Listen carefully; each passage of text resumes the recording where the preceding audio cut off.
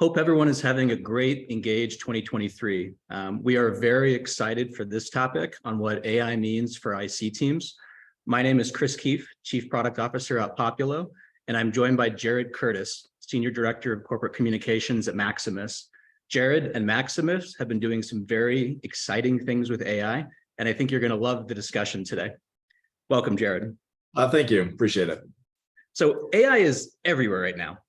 We're hearing about it daily. It's hard to keep track of how quickly things are moving.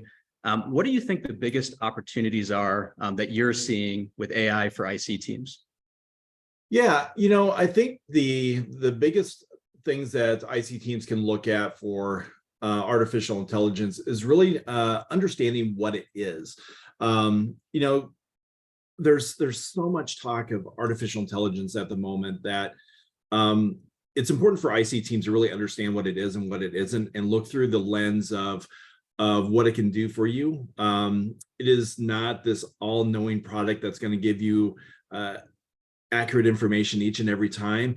It's a tool. It's a tool in the toolbox. And I'll talk about a study that we did here in a minute, and I know you and I have talked about this before, is there are many opportunities in which artificial intelligence can really help supplement the internal communicator, amplify the profession really in many ways. It can break down barriers with DE&I, but there's caveats with that, right? So as I said, it's a tool in the toolbox. So the things you have to really watch out for, things like privacy and security and misinformation, and that's the job of the communicator, to really have an understanding of, again, what the tool is and what it isn't, and where you can apply it into your processes.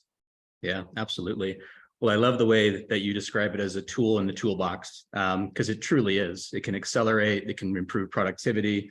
There's a lot of ways we can use it, but it certainly is not going to replace that human touch. Right. As we get started, we know that everyone's sort of at a different place with their use or maybe their adoption of AI. We'd love to poll the audience. Are you using AI already? And what level of maturity are you at? And you'll see our poll pop up.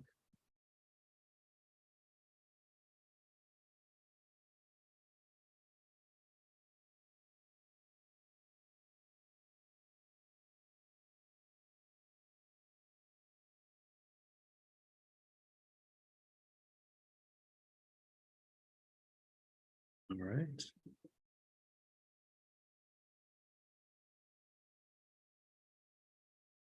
See, people are voting.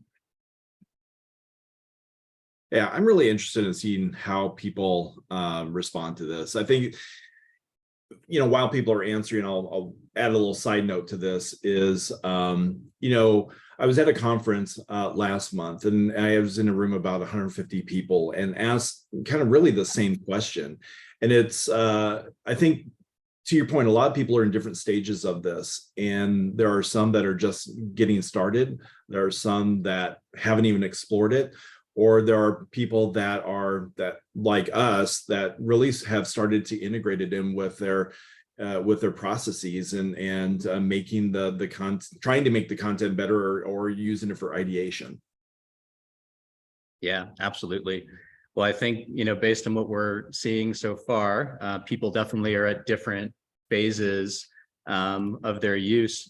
I can even see in the chat, there's some where not actually allowed to use this at their organizations yet, but some are already starting to take advantage of it. So it's very, very interesting to see where everybody is at. In terms of AI at Maximus, how are you and your team, thinking about, its use? Yeah, I'll tell you how we got started. So back in February, full transparency, I was going through my master's program, and my instructor for my final capstone said, "Hey, I had two ideas, and one I was just really going to call it in for my master's and not try to put a whole lot of effort into it because I was working full time. But the other thought I had, sound like you, Jared. Come on. I know, right? The other thought was, well, there's generative AI, and ChatGPT was really big at the time in January into February, a lot of news about it. And what I wanted to kind of look at was, well, there's a lot of people saying that it's going to solve the world's problems. It's going to, not replace communicators, but really, take a lot of load off of folks. And so I wanted to prove that. I wanted to like say, okay, well, let's try it. Let's test it out. So did quite a bit of research. And so I ended up doing a research study where I did two things. I did a content development study where for 30 days, we had like maybe 5 or 6 different use cases, from long form to short form to thought leadership articles to social media posts. And we did 30 days of just the writer alone, self-reporting things like word count and readability and grammar and a number of other metrics. The other thing we did was after that 30 days, then we use AI. So we supplemented our writing with AI and measured the same thing for another 30 days. Mm-hmm. In parallel to that, we also did a survey of all of our employees. So we have about 36,000 employees. And what we did was I developed a prompt. There was 3 different topics. One was a timesheet reminder. One was the importance of values in a company. And another one was like a celebratory letter. And we did 3 different writing samples for each one of those topics. One being AI alone, one being human alone, and the other one human with AI. And so we ran the study. Got about 5,700 responses on our survey. And what we came out of it on the other side was we found that in most cases, it saved time, especially within thought leadership, where you're taking an interview and putting that into a thought leadership article that makes it more coherent. We saw less word count. So the AI helped us be more concise and relevant in the things that we were putting together. The level of effort dropped. Now, the one thing I will caveat is, well, there's a few things. One, we didn't have a trained model. So we were just using a base model of, we used a product called Writer, not the RYTER, but the Writer as in write. And we didn't train it, so we're just using the base model. We didn't have any workflows built in. And for social media posts, the most interesting thing out of that was it actually took longer to write a social media post using AI versus the writer just writing alone. And so I asked my team, I'm like, well, why do you think that is? And they said, well, I kind of have this idea in mind, and I know what I want. And I can put it down faster than I can using AI. The interesting part of that, though, there's a trade-off. What we found was when the writer used AI, supplemented AI to craft the social media post, while it took a little bit longer, the level of effort was lower, but the organic engagement rate actually increased with that partnership. So that's all very, very interesting with the whole writing concept. And then just stepping back to the study piece with those writing samples, what was most interesting to me was it was funny. I expected it to be different, but a human with AI in every category where the employee ranked, the conveyance of the main point and also readability and the engagement, writer with AI won out in every single category. Wow, that's incredible. Yeah. Yeah. Well, and I think that's a good reinforcement that, AI alone doesn't have that human touch, right? It's AI plus human that is kind of providing that extra level of engagement in the comms. There's a couple of questions on maybe what other tools you looked at in addition to Writer. Were others that you evaluated? Yeah, we looked at 4 different tools. So when we were going initially through the process, we developed a scorecard. If you've gone out to Paul Rotzer has the Marketing AI Institute. He's got a training program piloting AI for marketers. Interesting course. They had a scorecard in there to evaluate different AI tools, and that's kind of the framework we use to evaluate our tools. So we looked at ChatGPT. You can't really not look at AI without ChatGPT. We looked at Writer, Jasper, and Copy AI. Those are the 4 tools that we looked at. And I'm not endorsing one or the other. This is just what we ended up using was Writer. To all the points, and I kind of see it in the chat here. A lot of people are like, hey, my legal team's not going to approve this, and there's concerns with proprietary information within the tool. We have the same concerns, absolutely. But the thing that we did was we have a software governance board. So I partnered with them to do reviews of each of those to look at it from a privacy and security standpoint. I worked with our legal team and privacy, again, to look at all the different aspects of it. And what we came out of it was Writer for this particular use case with that we were doing really stood out because the way that their model is, they're not really sharing information. They kind of keep it contained. ChatGPT is open, so we felt comfortable going through that review, and that's really what won out because, you know, like everyone else, privacy and security and all of those aspects are top of mind for us. Yeah, absolutely. And it's so important, especially since the capabilities are moving so quickly, that you establish that internal framework and working group cross-functionally to ensure you understand how you can utilize it for comms, but also you utilize it in other areas of the business. So, you know, definitely. Well, I'm also curious. I mean, it sounds like we definitely saw the difference as far as like the engagement of the communications. How did your own team feel about it? Were they anxious? Did they see the benefits? Were they worried that this might replace them? I'm not, if that went that far, but I'm curious. What was the sentiment of the team that actually went through the study? Well, I'm going to tread here a little bit because I know I have team members on this call. But honestly,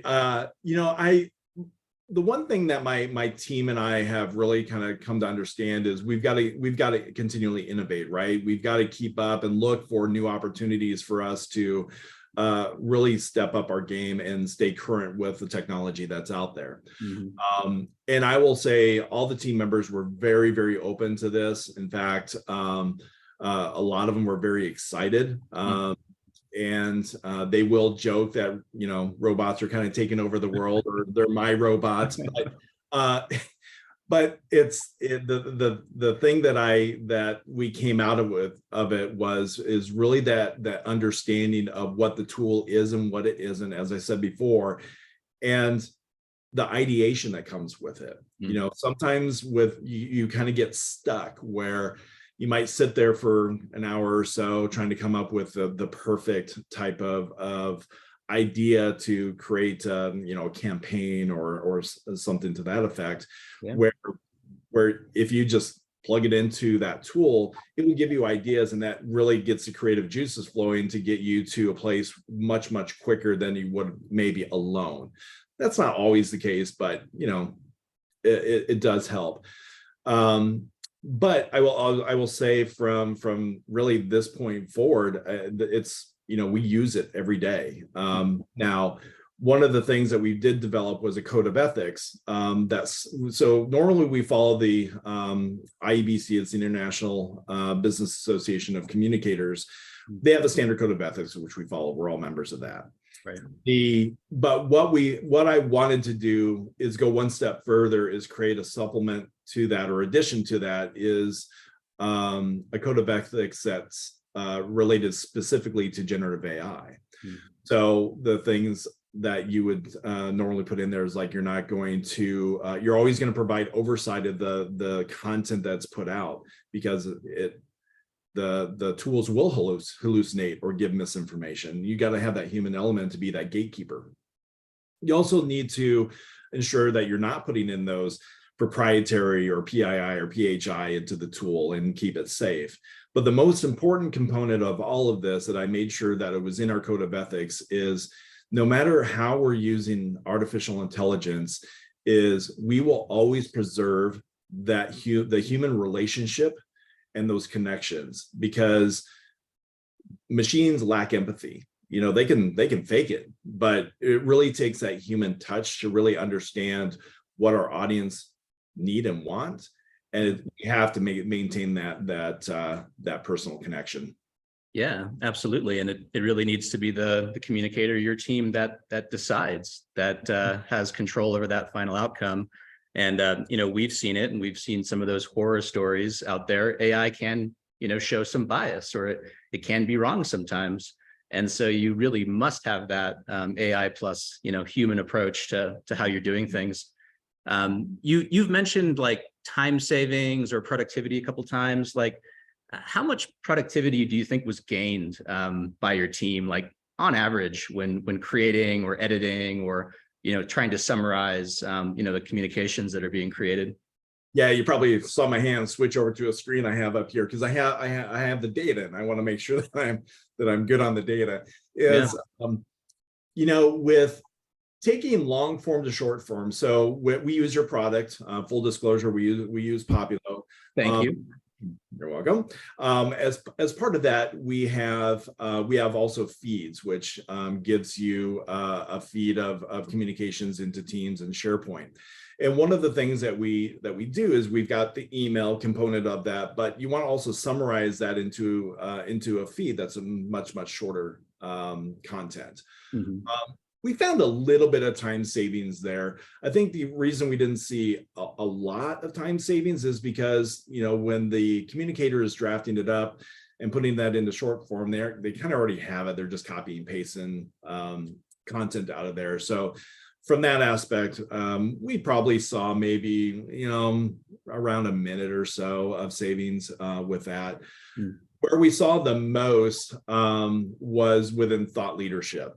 And so with thought leadership, it takes time to take that transcript and take all your notes and put that into kind of a cohesive kind of piece of content. Whereas with AI, you can take that full transcript, throw it in there, and it will give you an article. It will give you with the right prompts and the right refinements, give you a pretty close, or at least a starting point that you can just go in and make some edits. And that's where we saw the most time savings, and we saved about 40 minutes per article with that.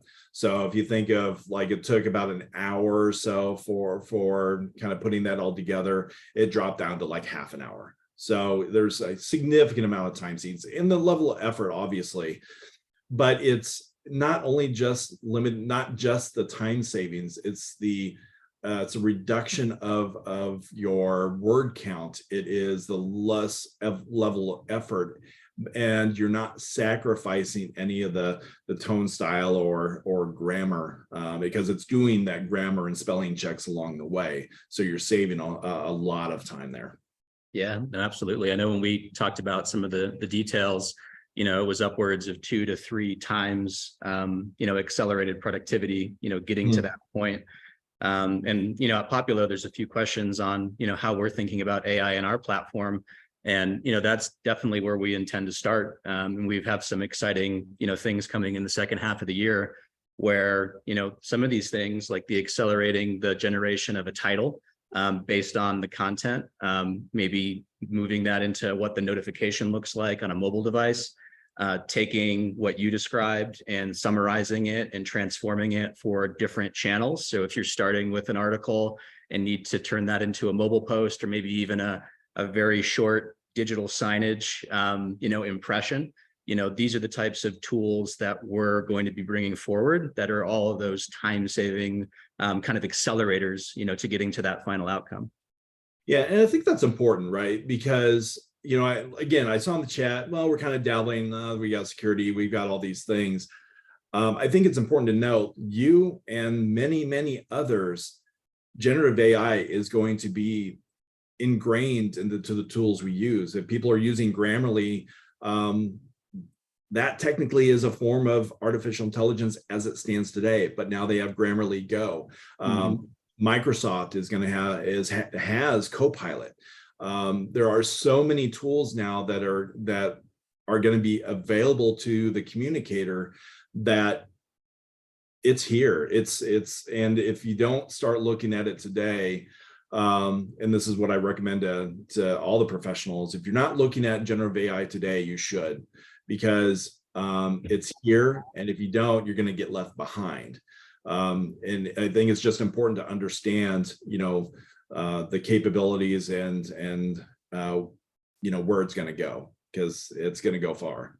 Yeah, 100%. And it's going far fast. Right. There's a number of questions that we're starting to get around, security and like the sharing of data. And I know you talked about sort of that open model versus trained model.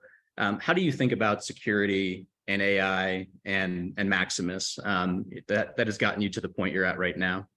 Yeah, I think it's important to, when you're going through and researching different models that are out there, you have to look at how the model was actually trained. So like with ChatGPT, I think right now it's trained back from 2021 backward. It is, yeah. So that's important, right? So how is that trained? Also, like the algorithms and what content was it trained? The other thing that we looked at, especially for Writer in particular, they're HIPAA compliant. Your instance is contained. So when you put in your content and what it's outputting, it is not sharing that data with anyone else within the Writer ecosphere. Right. So your information is contained within that bubble, but you can train it now, right? So if you have marketing materials, you have certain personas that your brand wants to portray, things like that, you can train that model for based on your content, not anybody else's. So the other thing that we saw with Writer is it didn't use just one model. It used ChatGPT. It used I think it used Google Bard and a few others and overlaid, so it's not limited to just one. So for privacy, security, and all that stuff, one, it is training your employees on how to use the tool, what they should be putting in as a prompt. What data should you train the model on? And that will all add another layer of security and privacy. Your employees knowing what you should and should not put into the tool. Yeah, absolutely. And ensuring that you're not, sharing or bringing your data together with others, and how that model is being, trained overall, right? Yeah, well, and here's a good anecdote. Yeah, I was talking with another communicator about ChatGPT in particular, and everyone is. He was talking to his some of his staff and his peers, and they're like, "Oh yeah, I'm using ChatGPT. It's great, and I'm putting and insert proprietary information here into the tool, and it's giving me all these ideas and things like that." And they're like, "Whoa, whoa, whoa. Yeah, you shouldn't be doing that, because now that's an open model. It could show up in other results." And so you have to really be careful. Again, have that understanding what the tool is and what it isn't before you start using it, and define your use cases for it. Yeah, absolutely. Absolutely. Well, since we're sort of touching on this area, and you mentioned the Maximus ethical AI framework, can you tell us a little bit more about that and how that was implemented? Yeah. So what we wanted to do was, as part of my research, there's this notion of adoption principles, which companies really should have in place when they're putting in AI or generative AI tools. And so what we did was, once we kind of understood and saw the savings, time savings, and all the other benefits of generative AI, before we even started using it in our communications fully, was, okay, well, let's establish our code of ethics, which I talked about earlier. but then also establish a framework in which we could set up some adoption principles that we would follow. And part of that is, making sure that you have management support. You have standards and sign-off processes. So with our legal team and with the things that we have, there's a standards document that everyone has to acknowledge when they're using a generative AI tool, that they're not going to put in proprietary information. They're going to maintain security. There's like 10 to 12 lines for that. We also wanted to make sure that we were transparent in our use of generative AI. So we created the adoption principles and the code of ethics, and we communicated that out to all of our staff, letting them know that, hey, we're using generative AI. Here's how we're using it.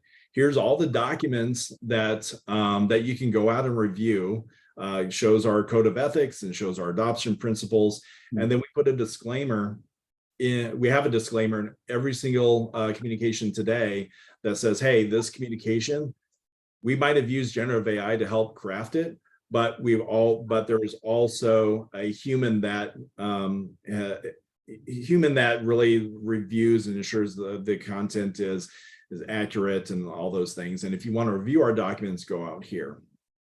So we've done that. So we've done the communication. We provide regular training. We also have an ethical violation routing process. So we have an ethics team in-house. So if we do have any type of ethical violations, we can escalate that up through our compliance team and ethics team to do any reviews. And then, of course, all the things that happen afterwards, whether hopefully I'll never ever have to do any type of disciplinary action, but being transparent with our staff of like, hey, if this tool might have been used unethically, we're disclosing it. This is how it was done. So again, just maintaining that level of transparency, because the last thing we don't want to do is break down the trust of our audience, obviously. And then the last piece of the adoption is really just the measurements. So all the measurements that we did in our study, we have tracked our grammar and style and tone metrics probably for the last few years. So we're just continuing on with that to make sure when we use AI that we're not sacrificing any of those metrics. And I think it's important to note as well that I do not require anyone on my team to use AI. It's again, a tool in the toolbox, but we've seen the benefits. People use it. Might not be every time, but it's there as a tool in the toolbox to help them in their craft. Yeah, that makes complete sense. And I think a lot of our audience today are thinking, how do I get started? And you said something about transparency, which I love. Obviously having that internal framework, that collaboration, but also that transparency is going to be key. And then, what are you planning to test, and what type of AI model are you going to use? There's also questions around, how you can teach it. And that's really what we're talking about when we're talking about the AI model. Is it learning from your own internal communications and comms, your tone, your information, your historic data, or is it learning in a more open format? And, these are some of the more important decisions you have to make as you start to decide what's best for your organization. Agreed. Yeah, absolutely. Well, Jared, I'm curious. It's moved so fast just in the last 6 months. So this is going to be kind of a crazy question. Where do you think this is going over the next 3 years? It's an interesting question. I think within the next 6 months, so we'll start there. I think every tool that you come across, the way that you search on the internet, things like that, it will be prompt based. It will be generative AI results, and so everyone is bringing it in there. I think as we get further down the line, this notion of, well, generative AI is going to replace a communicator. I don't think that's the case. Not at this point. Now, is it going to make things easier? Is for those like churn and burn type of communications? Hey, we have this outage, or we have this or that you have to create a communication for. Can it replace that task? Probably.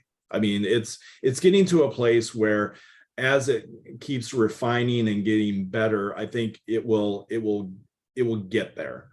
The cautionary thing that I am seeing, though, is if you've gone out to like Amazon, I think they just took down recently, within the last couple months, thousands of books that were written by AI. There are more AI generated content that is being developed. And depending on the language model that's being used, at what point does AI start learning from AI? So, and that's where my head kind of goes as we start getting further down the line of, the more and more generative AI content, depending on the ethical use of folks using it or not using it, or I should say using it and just taking the outputs and putting it out there. There again, the misinformation, the risk of how the language model continues to learn, is at some point, is it just learning from itself, and you get into this circular kind of loop of that. But I've talked about the metaverse before. I think there's many opportunities in which you're interacting with a chatbot or an avatar in metaverse, that now it can be more kind of conversational. It can be real. You can have more kind of intimate conversation, not intimate, but intimate relationships with that chatbot or avatar that you might not get from like the standard, hey, what can I help you with today? Right, I need this. Sorry, I didn't understand that. Now you're going to have a better understanding of what that tool can do for you. Yeah, absolutely. And more intelligence and interacting with that tool. Yeah, it's interesting to think about where the future will go. One of the things that I think about, and what my team talks about all the time, is data. We're all here to deliver outcomes to our organizations, and the only way we're going to achieve those outcomes is with engagement. And we spend a lot of time looking at data, reviewing data, and trying to assess, what is this telling me in order to improve my communications going forward? Right now, everything is starting with content tailoring and communicator assistance. But I really think the next phase here is really going to be that engagement engine. And it's what templates are resonating and what types of media are resonating attached to certain types of content.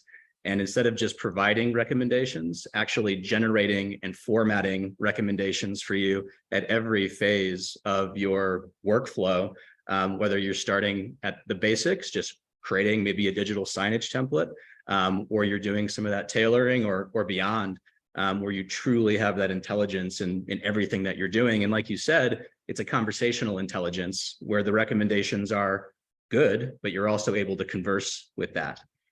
Well, let's pull the thread on that a little bit more. So from a data and analytics standpoint, okay, so now let's take that data, throw it into a generative AI tool, have it tell you a story about the data. What are the key components of that? Use another AI tool to put that in a presentation. So now you're taking that data, you're telling a story within a presentation, and go one step further, and now you can have a generative AI avatar present that. Yep. So all that, and the thing is, all that's here today. You can do all of that today, whether you know it or not. So it's here. Really exciting. Yeah, it is is very exciting. Yeah, and I think the key, again, we've said it a few times, is a lot of people ask, like, should it be automated? Should this just be happening? AI is monitoring the data, it's formatting your content, it's adjusting your content, and it's publishing your content. And I think that's something that we're not sure about, right? Because you still have to have that human element, need to be in charge of the final outcome. But if you can accelerate the time to insights, and then actually have like meaningful recommendations that you can take immediate action on, Like that's really the key. Yeah, for sure. Yeah. Well, we've talked a lot, and I know we're going to open it up to broader questions right now pretty soon. I see a lot coming in. But what would be like maybe your three biggest takeaways as far as like what you've learned and maybe what you would recommend to the group today? Um, the biggest takeaways is one, understand what the tools are and what they're not. I'll use a good anecdote of what like ChatGPT tool is and isn't. There is an article, you might have saw it out there, where a lawyer used ChatGPT to do a brief. Heard that one. Yeah. And put it, asked ChatGPT to write it up for him. He submitted it to the judge. Judge looked it over and said, "Yeah, what is this?" Because the brief that he submitted from ChatGPT didn't review it, made up cases, Yeah. hallucinated cases. So obviously, that is not what ChatGPT is intended for. So understanding what it is and what it isn't, I think will be the first thing. The second thing is, once you understand that, then understand like what are your use cases that you could potentially use it for. You don't have to boil the ocean. I know I've said this in other speaking events, but you don't have to boil the ocean and try to solve everything with generative AI. We started off with 5 or 6 use cases, and just started there and built it up from there. And then I think the last piece is ensuring that you have a good understanding of everything that we talked about: the privacy, security, how did it learn, the misinformation or potential misinformation or potential bias is inherent in some of those tools. And so if you have all those things and have that understanding, I think you're going in with eyes open, and you can really look at the use cases that you can really apply it to. Yeah, absolutely. Transparency, eyes wide open. Well, great. We have a lot of questions, Jared. Looks like everyone is very interested in the study you went through and some of the ways you approached it. Mm-hmm. There is one question here I personally want to ask you, because it's one that I hear a lot. How do you persuade leaders or senior leaders, especially those that might be more hesitant or maybe not necessarily as aware of what's happening with AI, to take advantage or to embrace this within their organizations? Yeah, it's a really good question. Luckily, I have the benefit of a very supportive manager, and two, our company is a tech company. We're an innovative company. We have AI tools and things like that. So for me, it was easy. For those folks that where it's tougher, I think it goes back to the thing that I discussed before, is mapping out those use cases. I saw in the chat that some people are using it personally. So you're starting to dabble, right? You kind of you're getting that understanding, and so you basically have to pitch it to them and give them reassurances of, yeah, we're not going to use ChatGPT, but we could use this other tool that's more secure, and here's why. Partner with other people in your organization to do reviews. So if you have an internal IT organization or legal privacy organization, partner with them to do those reviews. So you have some security understanding before you go out for that approval. So it's that front end research that you really have to do to build that use case of why. The why, really, and then the procedures and the adoption principles that I talked about before, of lay all that out, get that management support. How are you going to report ethical violations? How are you going to be transparent? How are you going to train people? How are you going to maintain quality? It's all of those, that framework that you have to establish to give people a good comfort level before you even get started. Yeah, no, absolutely. And education is obviously key too. I think people think of ChatGPT and that's the only tool that's out there. AI is synonymous with it, but there's a lot of other options, a lot of different learning models. And, that's an important part of it. We've got a question here, a couple questions around, have you explored, other use cases outside of what we've discussed already, sort of the content tailoring or assistance? I know at least at Populo, we're exploring how you can generate media, with your communications. There's a lot of time and investment that goes into video and image creation, and this can be an accelerator as well. Have you and the team explored anything beyond what you're using today, or maybe what's next? Yeah, so I think what's next is tools like DALL-E and probably not Midjourney since that's on a Discord server, but DALL-E and some of the other image generation or video tools.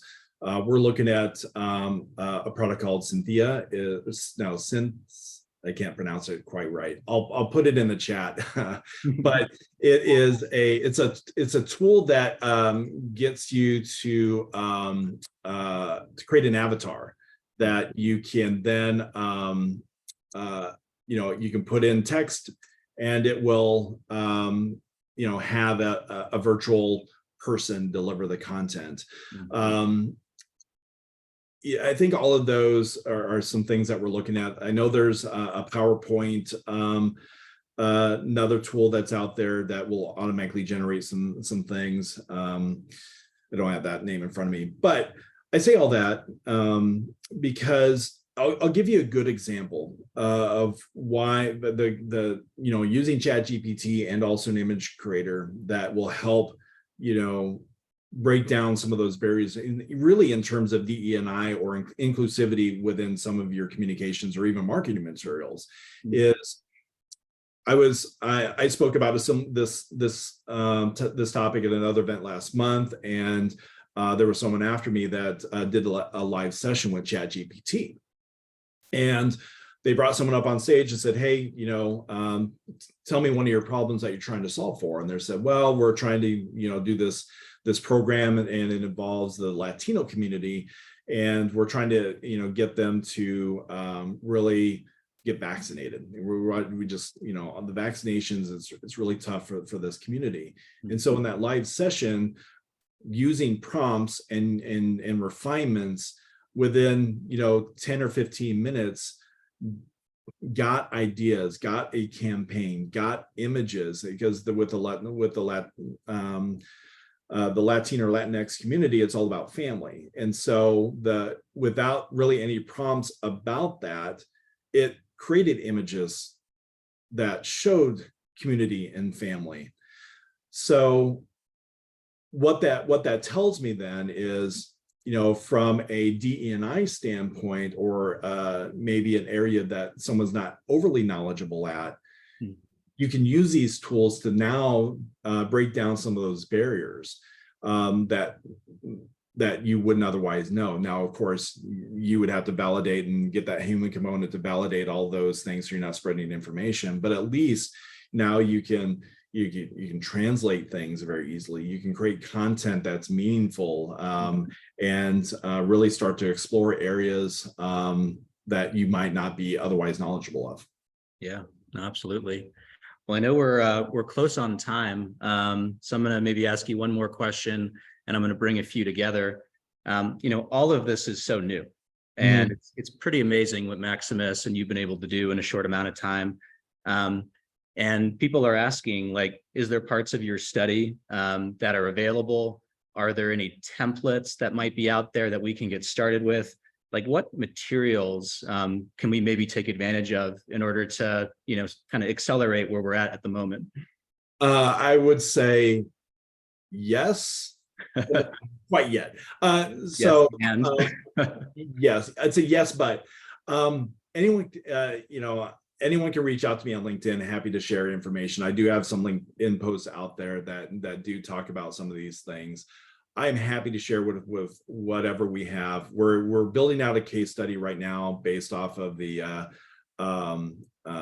our study. We're also looking at adoption principles as part of that case study that we can share as well. So there's a number of different things that we're looking to, again, we want to make sure that we're good stewards of the profession and the community. We want to be partners with others to make sure that, I was there once too. I didn't know what's out there. So I interviewed and spoke with other folks to really get a better understanding of that. And I want to do the same. So it's give me just a few more weeks and I'll have it ready for folks, but certainly anyone can reach out to me. No, that's incredible, Jared. And you're always so open with your insights and what you've learned. And I want to thank you again for joining us today. I know I learned something new every time we have one of these conversations. It's incredible. Thank you so No, much. I appreciate it. Thank you for the time, and thank you for everyone for asking questions. So I appreciate it. Yeah, thank you, everyone. Hope you have a great rest of your day at Engage 2023. Great. Thank you.